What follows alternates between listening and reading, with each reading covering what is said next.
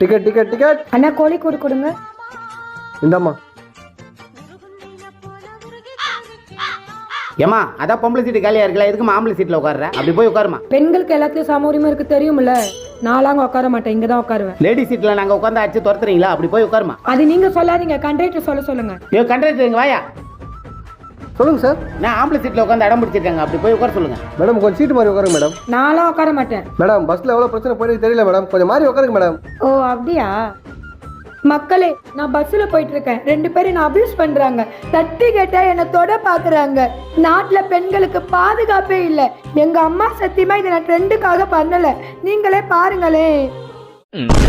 அம்மா உலகலைக்கு தர்மம் பண்ணுமா.